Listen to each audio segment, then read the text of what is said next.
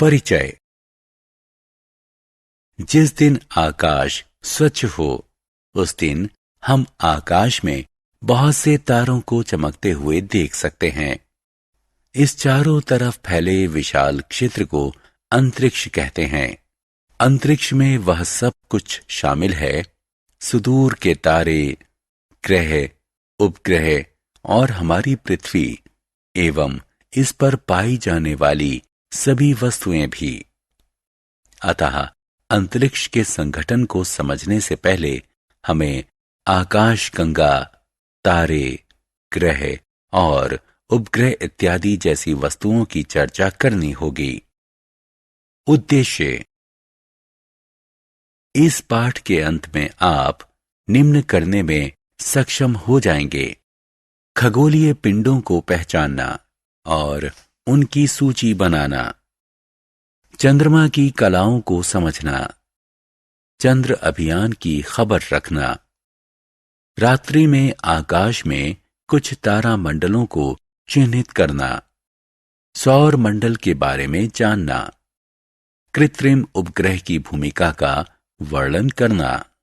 चंद्रमा। चंद्रमा सूर्य के बाद आकाश का सबसे प्रदीप्त पिंड है। आप पूर्णिमा के दिन पूरे चंद्रमा को देख सकते हैं। आप चंद्रमा को किस प्रकार देख पाते हैं? ऐसा इसलिए क्योंकि यह सूर्य के प्रकाश का परावर्तन करता है। चंद्रमा का अपना कोई प्रकाश नहीं होता, फिर भी प्रदीप्त दिखता है क्योंकि यह सूर्य के प्रकाश को परावर्तित करता है।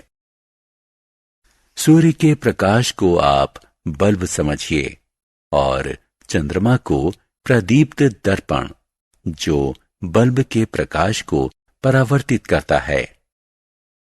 चंद्रमा पृथ्वी की परिक्रमा करता है और पृथ्वी के साथ सूर्य की भी परिक्रमा करता है। चंद्रमा पृथ्वी की एक परिक्रमा 27.3 दिन में पूरी कर लेता है। इस बीच पृथ्वी अपनी कक्षा में स्थान परिवर्तित कर देती है। अतः पृथ्वी से चंद्रमा एक चक्कर अमावस्या से अगली अमावस्या तक यानी 29.5 दिन में पूरा करता प्रतीत होता है। आप जानते हैं कि किसी किसी पूर्णिमा के दिन चंद्र ग्रहण लग सकता है। चंद्रमा की कलाएं। अमावस्या। अमावस्या के समय हमें चंद्रमा का कोई भाग प्रदीप्त दिखाई नहीं देता। हम चंद्रमा का सिर्फ अंधेरा भाग देख सकते हैं। यह चंद्रमा के 29 और 1/2 दिनों तक चलने वाले चक्र की शुरुआत मानी जाती है। चंद्रमा सूर्य और पृथ्वी के बीच एक कक्षा में स्थित है। बढ़ते हुए बालचंद्र के समय हम चंद्रमा के दाएं तरफ एक छोटा सा भाग प्रदीप्त देखते हैं। प्रथम चतुर्थांश। प्रथम चतुर्थांश के समय हम चंद्रमा का दायां आधा भाग प्रदीप्त देखते हैं। इस समय पृथ्वी और चंद्रमा अगल बगल अपनी कक्षा में होते हुए सूर्य का चक्कर लगाते हैं। बढ़ता हुआ अर्धादिक चंद्र। बढ़ते हुए अर्धादिक चंद्र कला में हम चंद्रमा का प्रदीप्त आधा भाग लगभग पूरी तरह से देखते हैं। पूर्ण चंद्र या पूर्णिमा। पूर्ण चंद्र के समय हम चंद्रमा का पूरा भाग प्रदीप्त देखते हैं। चंद्रमा पृथ्वी और सूर्य के बीच स्थित होता है। घटता हुआ अर्धादिक चंद्र। घटते हुए अर्धादिक चंद्र कला में चंद्रमा का बायां आधा भाग लगभग पूरी तरह प्रदीप्त दिखता है।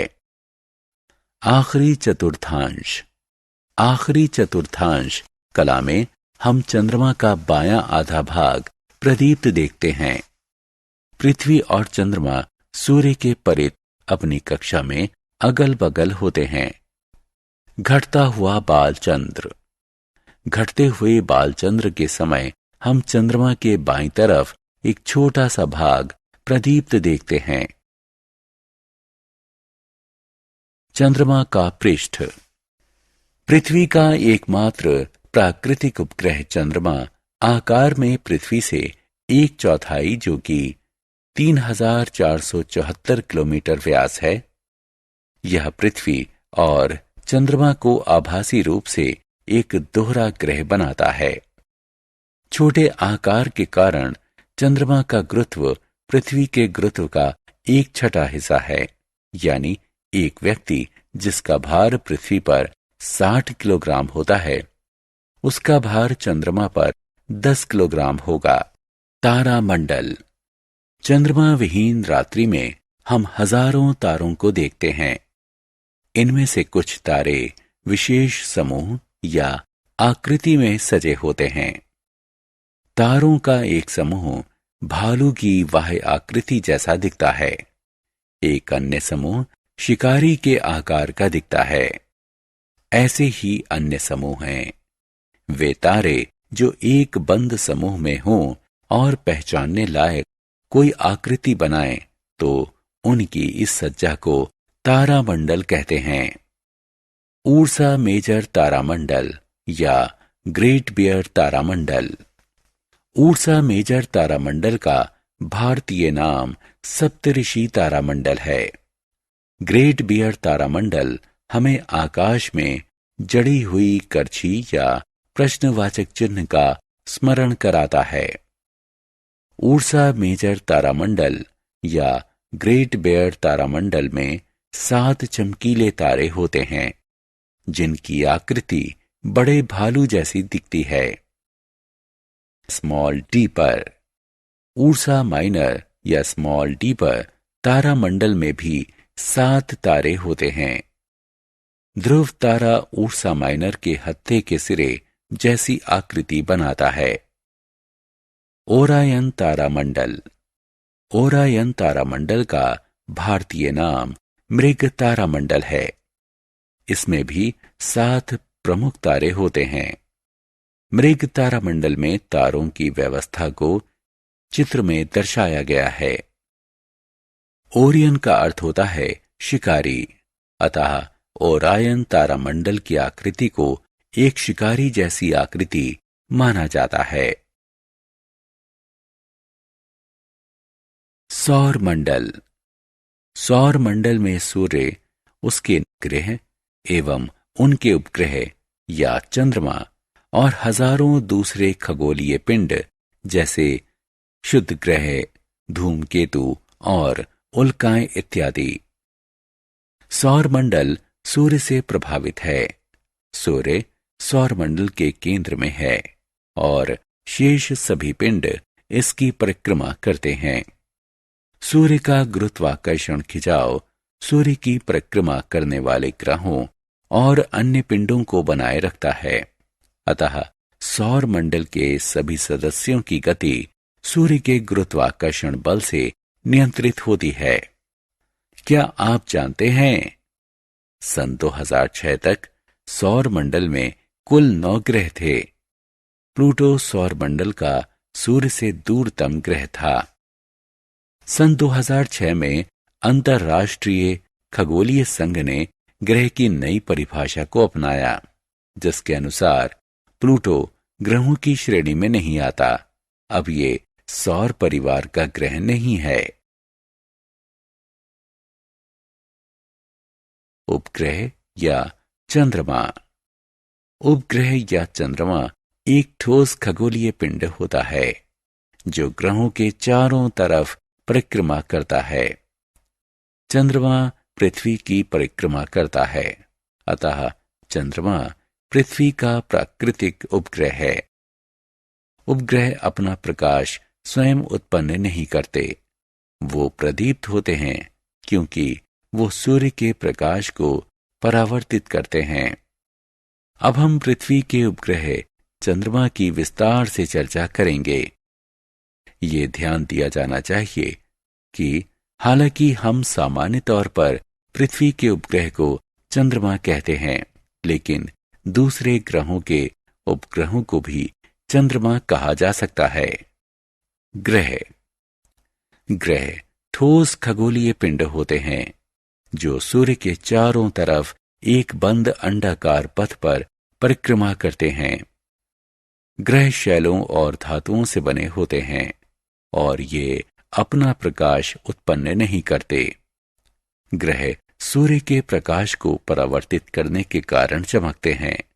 क्योंकि ग्रह तारों से बहुत पास होते हैं, इसलिए वो बड़े दिखते हैं और रात को चमकते नहीं हैं।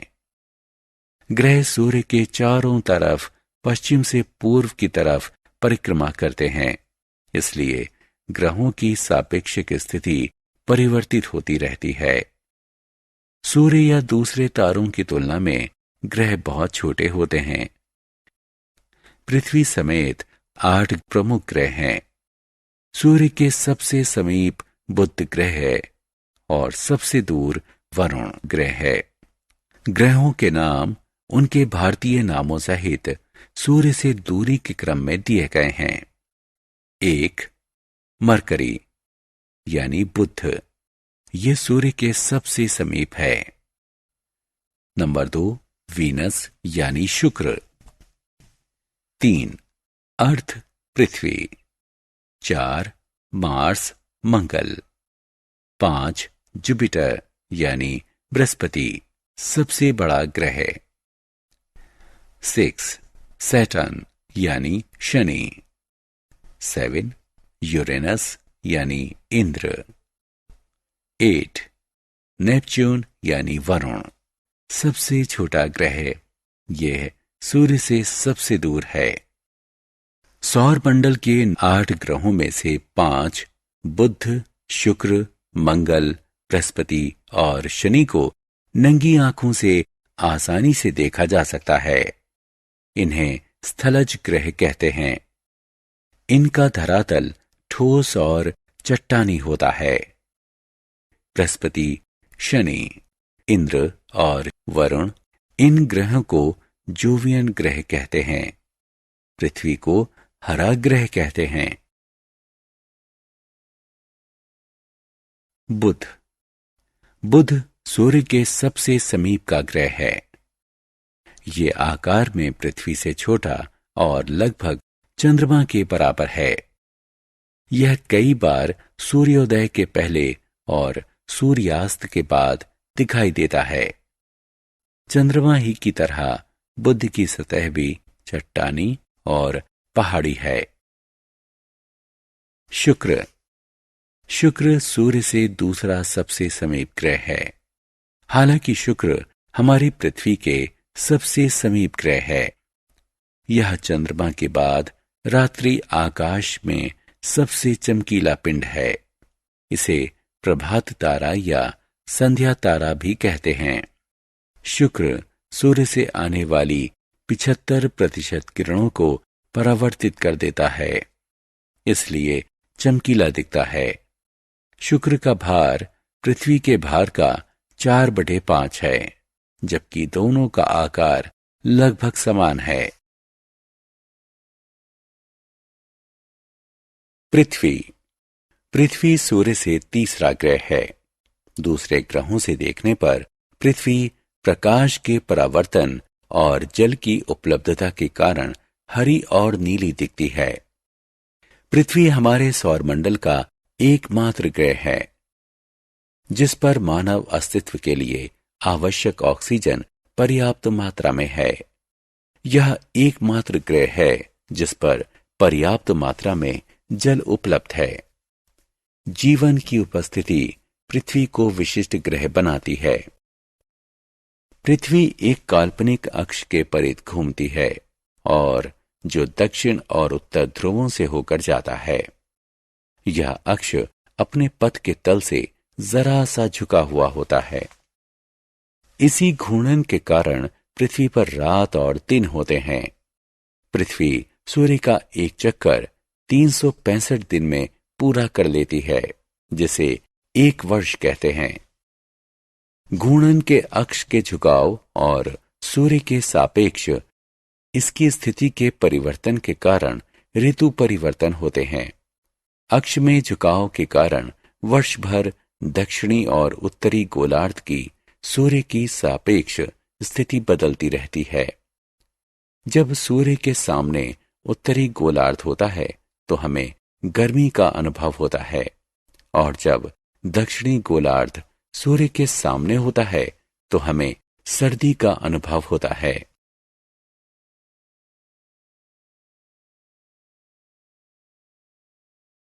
मंगल। मंगल सूर्य से चौथे स्थान पर है। क्योंकि मंगल ग्रह सूर्य से काफी दूर है, इसलिए यह एक ठंडा ग्रह है। मंगल ग्रह पर वायुमंडल है, जिसमें कार्बन डाइऑक्साइड, नाइट्रोजन, हाइड्रोजन और ऑक्सीजन के चिन्ह पाए गए हैं। मंगल पर प्राप्त ऑक्सीजन बहुत कम है और मनुष्य के अस्तित्व के लिए अपर्याप्त है। बृहस्पति। बृहस्पति सूर्य से पांचवां ग्रह है। यह सौरमंडल का सबसे बड़ा ग्रह है। यह पहला गैस वाला ग्रह है जो हाइड्रोजन और हीलियम से बना है। आकाश में ये एक चमकदार पिंड के रूप में दिखता है और दूरदर्शक से देखने पर यह रंग बिरंगा दिखता है, लेकिन यह बहुत पतला है। इसका वायुमंडल बहुत सघन है। बृहस्पति का वायुमंडल हाइड्रोजन, हीलियम, मीथेन और अमोनिया से बना है। यह बहुत ठंडा ग्रह है। इसकी सतह का ताप -150 डिग्री सेल्सियस है। बृहस्पति का भार पृथ्वी के भार से 3000 गुना ज्यादा है। इसके बहुत ज्यादा भार के कारण बृहस्पति अपने आसपास से गुजरने वाले पिंडों पर भारी गुरुत्वाकर्षण बल लगाता है।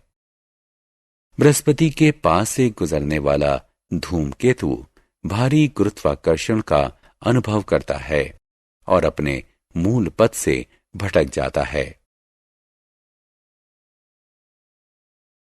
शनि।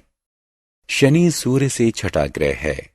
शनि सौरमंडल का दूसरा सबसे बड़ा ग्रह है। बृहस्पति की तरह शनि भी हाइड्रोजन और हीलियम से बना है। यह सैकड़ों वलयों से घिरा है जो प्रत्यक्ष दिखते हैं। पूर्णतः विकसित वलय तंत्र शनि को सौरमंडल में विशिष्ट स्थान देते हैं। यूरेनस। यूरेनस सूर्य से सातवां ग्रह है। यह दूरदर्शक की सहायता से खोजा जाने वाला पहला ग्रह है। बृहस्पति और शनि के बाद यूरेनस सौरमंडल का तीसरा सबसे बड़ा ग्रह है। यह भी मुख्यतः हाइड्रोजन और हीलियम से बना है और इसके चारों तरफ कुछ वलय है।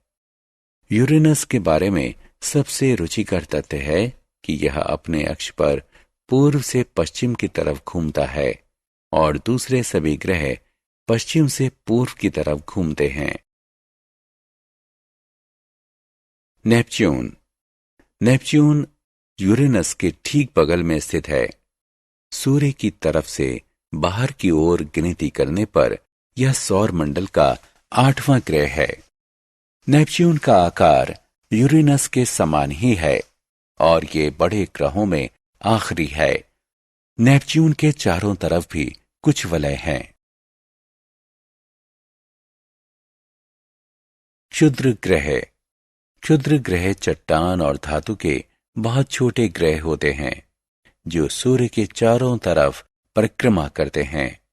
यह मुख्यतः मंगल और बृहस्पति की कक्षाओं के बीच में पाए जाते हैं। वस्तुतः एक तरह की पट्टी होते हैं जो किन्हीं कारणों से किसी ग्रह से जुड़ने से वंचित रह गए हों और मंगल बृहस्पति की कक्षाओं के बीच घूमते रहते हैं। क्षुद्र ग्रहों की संख्या करीब 1,00,000 है। सबसे बड़ा क्षुद्र ग्रह, जिसे सेरेस कहते हैं, इसका व्यास 800 किलोमीटर है। वहीं सबसे छोटा क्षुद्र ग्रह कंकड़ के बराबर है। धूमकेतु। हम पहले ही पढ़ चुके हैं कि प्लूटो सौरमंडल का सबसे बाहरी ग्रह है।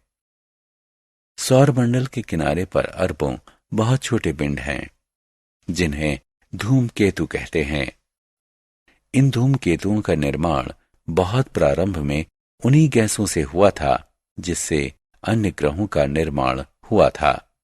ये धूमकेतु इतने दूर हैं कि संसार के लिए अनजान हैं। अतः एक धूमकेतु गैस और धूल का समूह होते हैं जो एक चमकीली प्रकाश की गेंद जिसमें लंबी चमकती पूंछ होती है उसकी तरह आकाश में दिखते हैं। धूमकेतु की पूंछ सदैव सूर्य से परी होती है। उल्का। उल्काएं आकाशीय पिंड होते हैं। ये हमें प्रकाश की एक चमकीली धारा की तरह दिखते हैं जो आकाश में कभी कभी चमकते हैं। कुछ उल्काएं धूमकेतु द्वारा त्यागे गए धूल के कारण होती हैं। कुछ क्षुद्र ग्रहों के टकराने से अलग हुए टुकड़े होते हैं। कुछ उल्काएं इतनी विशाल होती हैं कि पूरी तरह नष्ट होने से पहले वो पृथ्वी की सतह तक पहुंच जाती हैं। इन्हें उल्का पिंड कहते हैं। कृत्रिम उपग्रह। आप इनसैट 3B जैसे उपग्रहों के नाम से अवश्य परिचित होंगे।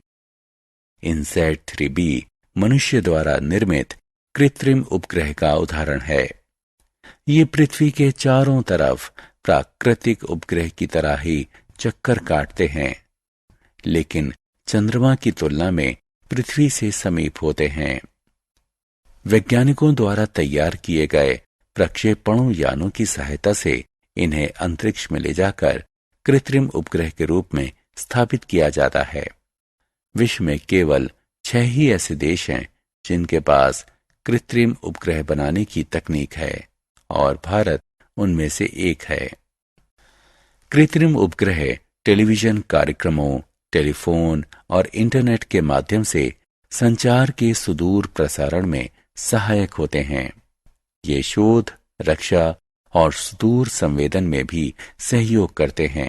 इनका प्रयोग मौसम, कृषि, भूमि और समुद्र की विशेषताओं संबंधित जानकारी प्राप्त करने के लिए भी होता है। सारांश। आइए हमने जो कुछ सीखा है उसे संक्षेप में दोहराएं। चंद्रमा की कलाएं घटित होती हैं क्योंकि हम चंद्रमा का वही भाग देख पाते हैं जो सूर्य के प्रकाश को परावर्तित करने के कारण प्रदीप्त होता है। तारे खगोलीय पिंड होते हैं जो प्रकाश उत्सर्जित करते हैं। हमारा सूर्य भी एक तारा है। तारों की दूरी को प्रकाश वर्ष में मापना सुविधाजनक होता है। तारे पूर्व से पश्चिम की तरफ गति करते प्रतीत होते हैं। ध्रुव तारा अपने स्थान पर स्थिर प्रतीत होता है क्योंकि यह पृथ्वी के समीप स्थित है। यह पृथ्वी के घूर्णन के अंश के समीप स्थित है। तारामंडल तारों का एक समूह होता है जो एक पहचानने लायक आकृति बनाते हैं। सौर मंडल में 8 ग्रह और क्षुद्र ग्रह, धूमकेतु और उल्काएं सम्मिलित हैं। किसी अन्य पिंड के परिध घूमने वाले पिंड को उपग्रह कहते हैं। चंद्रमा पृथ्वी का प्राकृतिक उपग्रह है। कुछ ग्रहों के प्राकृतिक उपग्रह होते हैं। रात्रिकालीन आकाश में शुक्र सबसे चमकीला ग्रह है। बृहस्पति सौरमंडल का सबसे बड़ा ग्रह है।